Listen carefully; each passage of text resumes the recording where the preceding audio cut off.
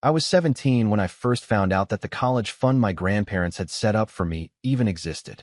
My mom let it slip one night at dinner, when she and my dad were bickering over finances again, something they did like it was a hobby.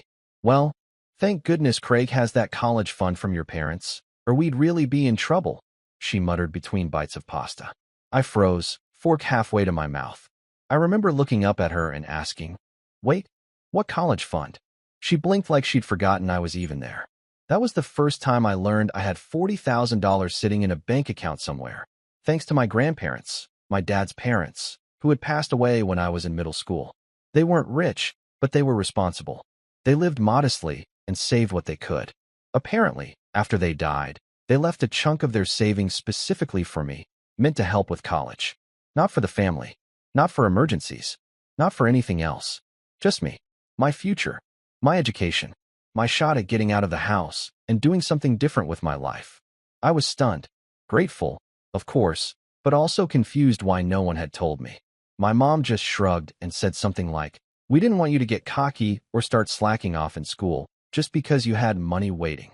That didn't sit right, but I was a teenager who hadn't even applied to colleges yet, so I let it go. I didn't press the issue. I should have.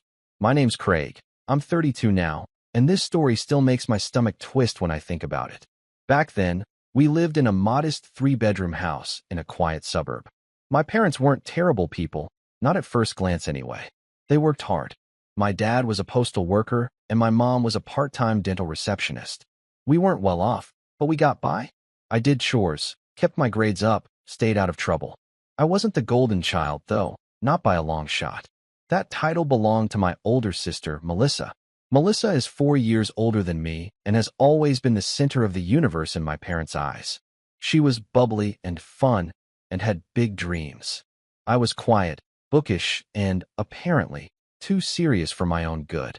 Melissa didn't finish college, but it was never treated like a failure. She bounced around from job to job, boutique retail, yoga instructor training, photography school for 6 months. My parents called it exploring her path. Meanwhile, I worked 2 part-time jobs during my last year of high school just to save money for textbooks, because I didn't want to touch that college fund until I really needed it. I guess I had this naive idea that if I worked hard and planned well, things would work out. When Melissa got engaged at 25, the house turned into a wedding war room overnight. Color swatches, cake tastings, venue tours. It was like a second full-time job for my mom. My dad didn't say much, but I could see the stress creeping into his face. Melissa wanted a dream wedding, and she meant it. She found a historic estate outside the city with a marble staircase and a horse-drawn carriage package. The rental alone was more than most people's cars. I remember joking, "Unless you're marrying a prince, I don't know how anyone pays for that." No one laughed.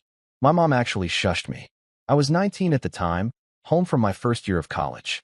I'd chosen a local state university and commuted from home to save money. Every time I saw Melissa's wedding plans sprawled across the kitchen table, I felt a weird mix of awe and dread. There was no way my parents could afford any of it. They were already stretched thin. I figured maybe Melissa's fiancé's family was loaded. I never asked, and no one volunteered the information. Then, one day, about a month before the wedding, I overheard something that made my chest go cold. I'd come downstairs late at night for a glass of water, and my parents were talking in hushed voices at the kitchen table. My mom said, "Well, once we use the rest of Craig's college fund, we'll be okay. I'll just have to put off the dental work another year." My dad muttered something about credit cards and refinancing. I stood there in the dark, frozen. I didn't make a sound. I just turned and went back upstairs, heart pounding. I didn't sleep that night. I didn't sleep the next night either. My head was spinning. I wanted to believe I'd misheard. I wanted to believe they'd never do that to me. But deep down, I already knew the truth. They drained my fund. The money my grandparents had set aside for my future, gone, swallowed up by flowers and catering and silk chair covers for a wedding that wasn't even mine. And the worst part? They hadn't even told me. They weren't going to. I confronted them 2 days later. I waited until breakfast when Melissa wasn't around. I was shaking as I asked, "Did you spend my college fund on the wedding?" My mom froze mid-sip of coffee. My dad looked at the wall like he wanted to disappear. They didn't deny it. My mom launched into a speech about how Melissa deserved her special day and how weddings are once in a lifetime. My dad said they figured I'd understand because I was always so mature. I stared at them in disbelief. I asked them how I was supposed to pay for school now. My mom gave me this dismissive look and said, "Well, most people just take out loans. You'll be fine." That was the moment something inside me cracked. I don't think I even yelled. I just stood up, grabbed my backpack, and left. I stayed with a friend for a few days and then moved into a cheap basement apartment near campus. I picked up more hours at my part-time job. I applied for scholarships and grants and, yes, loans. It took me 6 years to finish my degree because I had to go part-time some semesters, but I did it. Without them. Without a cent from that fund. Melissa's wedding was beautiful, by the way. I went because I didn't want to cause drama, but I barely smiled in any photos. I felt like a ghost standing in the corner, watching my entire future get poured into champagne flutes and sparkler exits. No one even thanked me. Melissa didn't mention the fund once. She just kept saying how lucky she was to have such supportive parents. Fast forward 10 years. I'm 32 now, and I've built a good life for myself. I work in tech, project management at a solid mid-sized firm. I'm not a millionaire, but I'm stable. I own a small condo, drive a decent car, and my student loans are almost paid off. I haven't talked to Melissa in years. We grew apart, and honestly, I stopped trying. As for my parents, we stayed in occasional contact, birthdays, holidays, but it was never the same. Something broke back then and never got fixed. Then last month, I got a call out of the blue. It was my mom. Her voice sounded thinner than I remembered. She asked how I was doing, how work was going, if I was dating anyone. I waited for the ask. It came 5 minutes later. "Craig, your father and I are in a bit of a situation. We're in some debt. Credit cards, mostly. It's gotten out of hand. We were wondering if you might be able to help us. Just a little. Just until we get back on our feet." I asked her how much. She said, "About 32,000. I laughed. I couldn't help it. It wasn't even a cruel laugh. It was just disbelief. I asked her why I should help them after what they did to me. She started crying. Told me I was their son. Told me I was doing so well, and Melissa's had some hard years and can't contribute much. She said they were desperate. I told her to ask Melissa. Then I hung up. They haven't stopped calling since. I didn't block their number. Not right away. I told myself I was just leaving the door open in case they came to their senses and apologized, or at the very least, admitted what they did was wrong. But I should have known better. My parents have always had this selective memory. They can remember what brand of cake Melissa liked for her 10th birthday, but somehow forgot spending my entire college fund on her wedding. So the calls kept coming. At first, it was just my mom. Her voice would come through my phone like a ghost from a life I'd outgrown. Soft, guilt-laced, always starting with, "Hey, honey," like nothing had happened. The first few messages were emotional. She'd talk about the debt, about how the interest was piling up, about how hard it was to sleep at night. "We're drowning, Craig," she said in one voicemail. "And it just doesn't feel fair that you won't even talk to us." Fair. That word echoed in my brain for days. Like it had been fair to spend 40 grand of my inheritance without even asking me. Like it had been fair to tell me to just get loans, while Melissa got a horse-drawn carriage and a live jazz band. I ignored the messages. I kept my head down at work. But something inside me started to boil. Old anger, the kind I thought I'd buried after years of therapy and distance, began to surface again. I wasn't even mad about the money anymore. Not really. I was mad that they still didn't see what they'd done. That they still felt entitled to ask me for help without ever owning up to how they'd let me down. Then the messages changed tone. My dad started calling too, which was unusual. He wasn't much of a talker when I was growing up, more the silent, newspaper and black coffee type. When he did speak, it was either an order or a sigh. But now he was leaving long voicemails, his voice tight and edged with frustration. "This isn't just about the money, Craig," he said in one. "This is about family. About loyalty. I don't know who put these ideas in your head, but you're not better than us."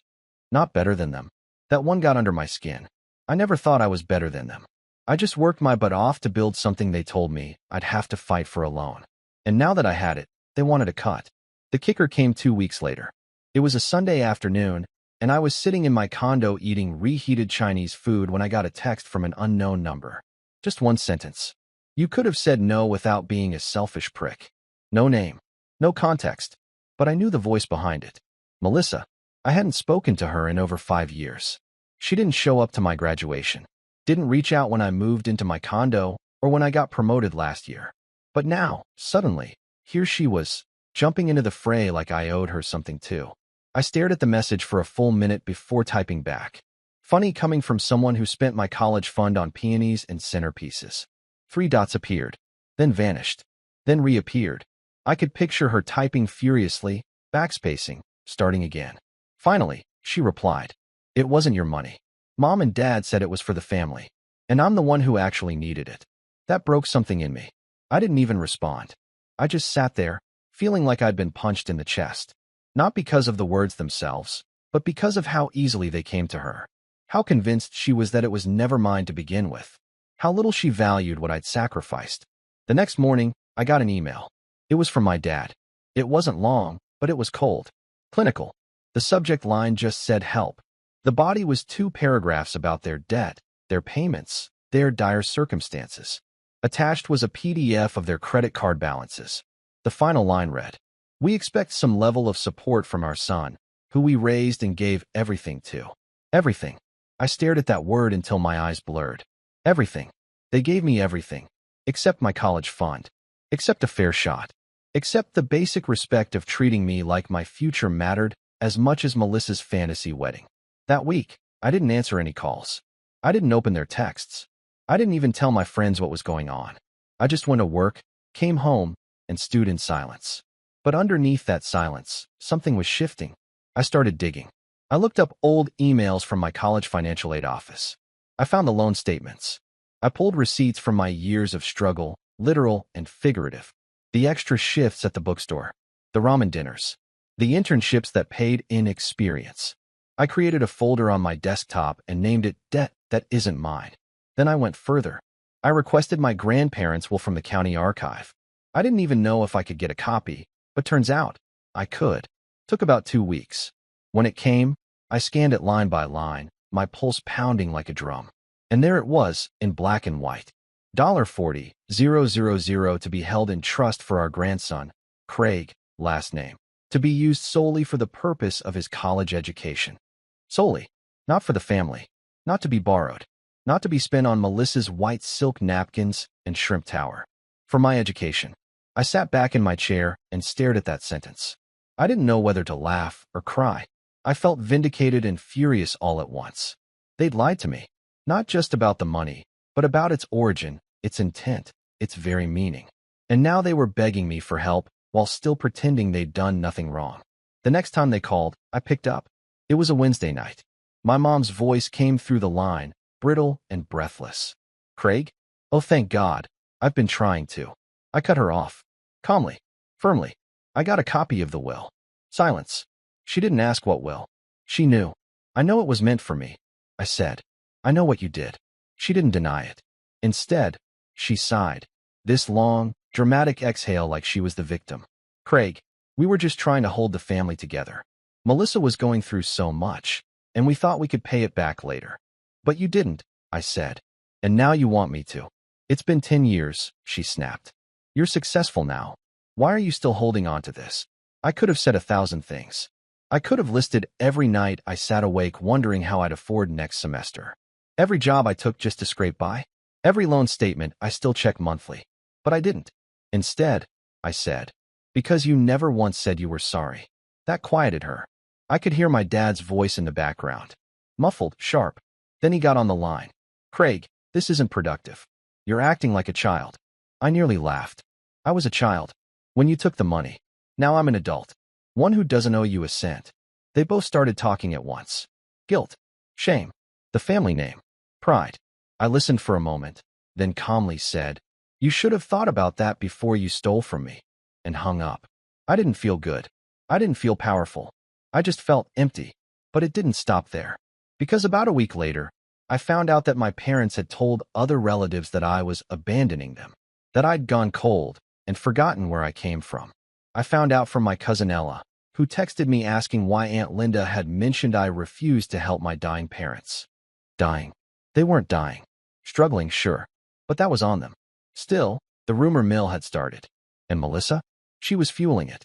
Posting vague messages on Facebook about some people forgetting who loved them first and selfish siblings who throw away family like garbage. Screenshots of those posts started making their way to me. People I hadn't spoken to in years were suddenly reaching out, most with concern, some with judgment. That was when I realized they weren't going to stop. Not just the calls, not just the messages, but the campaign, the manipulation, the pressure. They weren't just drowning in debt. They were dragging me under with them. And I had a decision to make. Because I could keep ignoring them, or I could start taking steps. Steps they wouldn't see coming. Steps that would finally force them to understand the weight of what they'd done. That's when the real plan started forming in my head. I didn't sleep the night I found out they'd told the extended family I was abandoning them. I stared at the ceiling of my bedroom. My condo, the one I bought with my own hands, my own money, my own credit history, and felt something deep inside me fracture. This wasn't just about money anymore. This wasn't just about the college fund or the calls or the guilt trips. It was about identity, about betrayal, about the kind of quiet, psychological war that leaves invisible scars long before you even realize you've been bleeding. That week, I stopped responding to everyone. My phone stayed on silent. Social media, what little I still used, was dormant. I canceled lunch plans. I skipped the gym. I couldn't concentrate at work. Every time I opened an email or sat down for a meeting, I'd see their faces flash across my mind. Melissa's smug, dismissive texts. My dad's cold PDF. My mom's crying voicemails. I felt like I was back in that house at 19 again. The invisible son who never got the cake or the praise or the courtesy of fairness. I started drinking again. Not heavily, not spiraling, but enough that the late nights felt hazy and the mornings felt dry. I told myself it was just stress, just a phase, but I knew better. The part of me that had worked so hard to build this life, to escape the guilt, the favoritism, the manipulation, felt suddenly small and hollow. Like maybe all I'd built was just a thin shield, and now that they were pressing on it, the cracks were starting to show. The lowest point came on a Friday night, maybe 3 weeks after the last call. I was in the parking garage of my condo, sitting in my car with the engine off. It had been a long week. I'd snapped at a coworker that morning, flaked on dinner plans with a friend, and missed a call from my boss because I just couldn't bear to talk to another person. In that garage, in the dark, with nothing but the hum of distant traffic above me, I started crying. Not loud, not theatrical, just quiet, bitter tears. The kind you don't even realize are coming until they're already on your face. I remember gripping the steering wheel and whispering, "Why wasn't I ever enough?" That question haunted me for years. Through school, through work, through every holiday where Melissa got the best seat at the table and I got asked to be the photographer. Through every time I achieved something, an A-plus paper, a new job, even my first bonus, and heard nothing but a lukewarm good for you over the phone. It was always Melissa who sparkled, who struggled, who deserved saving. And me? I was just fine, always expected to be okay. But something changed in that parking garage. I didn't have some grand epiphany. No cinematic swell of music. Just a quiet, tired realization that if I didn't pull myself out of this, if I let them win, even now, I'd be proving them right. I'd be the bitter, selfish, broken version of me they wanted to paint to the rest of the family. And I was so tired of letting their narrative define my worth. So I started rebuilding. Quietly. Intentionally. The first thing I did was open a blank document on my laptop and title it Truth File. I started writing. Not a story. Not a plan. Just the truth. Every moment I remembered. Every slight. Every cold word. Every time I was dismissed, overlooked, lied to, used. It wasn't about revenge. It was about remembering. Because trauma, I realized, has a funny way of making you question your memory. I wanted something I could hold up to myself and say, yes, this happened. You are not crazy. Next, I reconnected with the people who actually cared. My best friend, Mateo, had been trying to reach me for weeks. I finally called him back and told him everything. He listened, didn't judge, didn't interrupt. When I was done, he just said, "That's messed up, man. But you're not alone." It meant more than I expected. He invited me over for dinner with his wife and kids that weekend. We ate lasagna, watched old movies, laughed. I sat on the couch with his toddler asleep on my chest and felt something loosen in me. A knot I didn't even know was there. I didn't have to prove anything in that room. I didn't have to justify why I didn't want to bail out my parents. I was just Craig. a guy who'd been hurt, but who was still standing. At work, I started saying yes again, to coffee breaks, to brainstorming sessions, to leadership opportunities. My manager, Angela, called me into her office one afternoon and said, "You've been off lately. You okay?" I told her I was going through something personal, but that I was committed to bouncing back. She nodded, smiled, and said, "Well, you're still one of the most dependable people on this team. Let me know how I can support you." And just like that, I felt seen again. I picked up journaling. I rejoined the gym. I cut back on drinking. Small steps, but each one mattered. I wasn't trying to be perfect. I was just trying to find myself again, piece by piece. The self that existed before the guilt calls and the inheritance theft and the twisted family dynamic. One night, I opened that truth file again and read through it from top to bottom. Then I wrote one more line. This doesn't define me anymore. I don't know why, but writing that broke something open. Not in a bad way, in a freeing way. Like I'd finally acknowledged that yes, my past was painful, but it wasn't the whole story. I was more than the kid whose parents robbed him to buy peonies and a vintage Rolls-Royce rental. I was more than the younger brother left behind while the golden child shined. I was someone who had survived it. And now I was becoming someone stronger.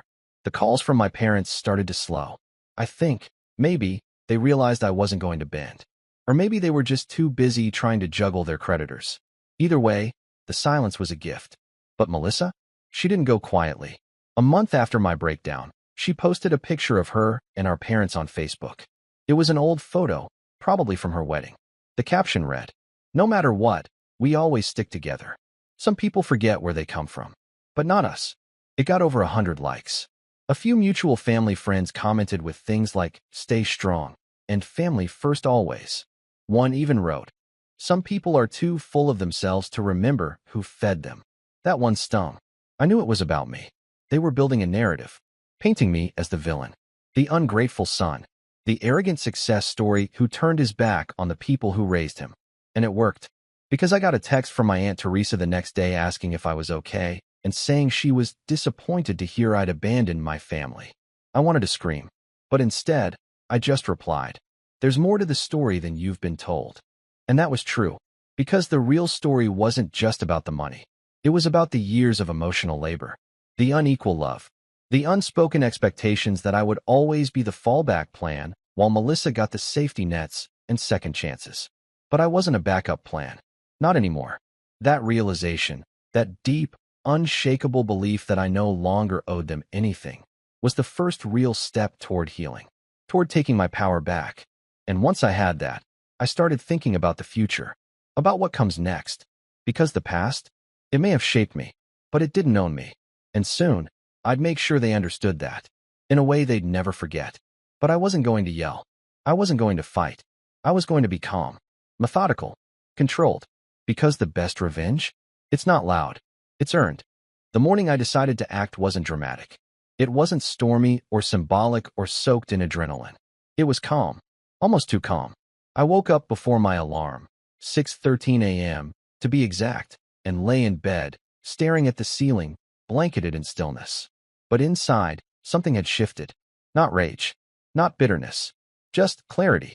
That kind of cold, focused clarity that comes when you've sat with something long enough to strip away the noise and just see the truth for what it is. I had nothing left to give them, not emotionally, not financially. But I had something else now, leverage. I had time, resources, and most importantly, the truth. And I was going to use it. The first thing I did was reach back out to the county archive where I got my grandparents' will. I asked them if it was possible to obtain copies of any correspondence or transactions related to the trust. They told me that because I had legal standing as the named beneficiary, I could submit a request for the trust disbursement records, basically a paper trail of what happened to the money after my grandparents passed. That process took 2 weeks. 2 slow, irritating weeks where I busied myself with work and projects and a very real effort to avoid overthinking. I reminded myself this wasn't about revenge for revenge's sake. This was about accountability, about no longer playing the part of the quiet one in the family drama.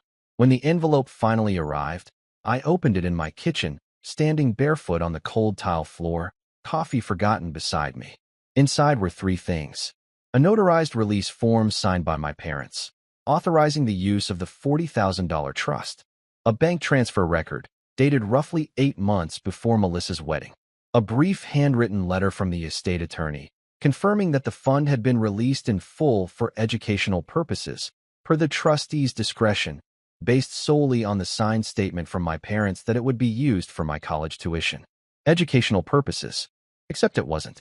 And they had signed that letter, both of them. I stared at their signatures for a long time. Not because I doubted it, but because it felt like looking at a crime scene. The neat, flowing loops of my mother's cursive. The rigid, slanted scrawl of my father's blocky letters. They hadn't just spent the money. They'd lied. On paper. To a lawyer. About a fund my grandparents created specifically for me. It was more than betrayal now. It was fraud. I placed the papers in a folder and filed it away in my desk drawer, beneath old tax returns and passport copies. I wasn't ready to use them yet, but I knew I would. The next step came naturally. I reached out to my cousin Ella, the only person in the family who had dared ask me directly what was going on after the rumors started flying. We met for coffee at a quiet little spot downtown. I hadn't seen her in person in a few years, but she greeted me with a tight hug and that same raised eyebrow she used to flash when our aunt started gossiping. "Okay," she said, sitting down across from me. "Tell me everything." So I did. I walked her through the timeline. The fund, the wedding, the silent years, the debt, the calls, the manipulation. Her eyes widened when I mentioned the will. Her jaw actually dropped when I showed her the scanned copy of the letter with my parents' signatures. "Craig, this is serious," she whispered. "I know. Like, legally serious. They committed fraud." I nodded. "And they're trying to paint me as the bad guy." She leaned back, folding her arms. "So what are you going to do?" I didn't answer right away. Instead, I asked her something I'd been wondering for weeks. Who else believes their version of the story? Ella hesitated. Honestly, a lot of them. Aunt Linda, Uncle Ron, even Grandma on Mom's side. They've all been talking about how cold you've gotten. Melissa's been laying it on thick. She posted some teary Instagram story last week about losing a sibling to greed. I shook my head slowly. "But," Ella added, leaning in, "not everyone buys it. And if they saw what you just showed me, the whole narrative falls apart." That was what I needed to hear. Because my revenge, I realized, wasn't going to be about screaming at my parents or exposing them online or dragging them through court. Though, if it came to that, I had the paperwork ready. No, my revenge was going to be slow. Precise. I wasn't going to destroy them. I was going to dismantle the pedestal they built for themselves. One polite, undeniable truth at a time. And the first domino? The family. That weekend, I organized a catch-up dinner with a few cousins and old family friends. Nothing too suspicious. Just a small gathering at a casual Italian place downtown. I told them I was in a better place mentally and wanted to reconnect. They came, 6 of them. All people who had heard something about me cutting off my parents, but none of them had heard my side. Until that night. I brought the folder. I brought the timeline. I brought my voice. The same quiet voice they'd always called mature, but rarely listened to. And I laid it all out. I didn't cry. I didn't accuse. I just told the truth. By the end of the meal, 2 cousins were visibly shaken. One offered to write a letter of support, just in case I ever needed it legally. Another hugged me so hard I nearly lost my breath and whispered, "I'm so sorry." I had no idea. Word spread fast after that. I didn't ask for it to, but it did. The same way rumors had spread against me, now the truth spread for me. It was like a ripple, one cousin to another, one message thread to the next. People started reaching out, not with judgment, but with apology, with questions, with sympathy. I received a message from my Aunt Sharon, someone who hadn't spoken to me in years, saying she wanted to talk. She said she'd seen the documents, that she believed me. I didn't reply, not yet, because I wasn't done. Next, I met with a lawyer, a real estate and inheritance attorney, recommended by a friend. I brought everything: the will, the letter, the bank transfer, the messages. I told him I wasn't interested in suing yet, but I wanted to know my options. He was blunt. "Technically, this is trust fraud. The trustee, who I assume was your dad, used funds under false pretenses. There's a statute of limitations, but given the evidence and the ongoing impact, you could absolutely make a case." Would it hurt them? He tilted his head. Financially, yes. Reputationally, even more. And if you're asking whether they'd face jail time, unlikely, but not impossible. Especially if the IRS gets involved. I left that meeting with more paperwork, more evidence, more power, but I still hadn't decided how far I was willing to go. Because this wasn't just about punishment. It was about justice, about healing. And sometimes, justice doesn't mean lawsuits. Sometimes, it just means the truth sees daylight. I waited. I watched. Then, 2 weeks later, Melissa posted a video. It was on her Instagram, public, of course. She sat on her couch in some softly lit room, wearing a hoodie and no makeup, the classic, I'm vulnerable look. She talked about family, about betrayal, about how some people let success turn them into strangers. How one of the hardest things in life is realizing your own sibling sees you as disposable. It had music in the background. Sad piano. The comments poured in. You don't deserve this. Some people forget who raised them. Stay strong, queen. I felt my stomach turn, but I didn't comment. I didn't text her. I just clicked download and saved the video to a folder labeled Manipulation Campaign. Because it was almost time, not to explode, but to execute, to make a move they never saw coming.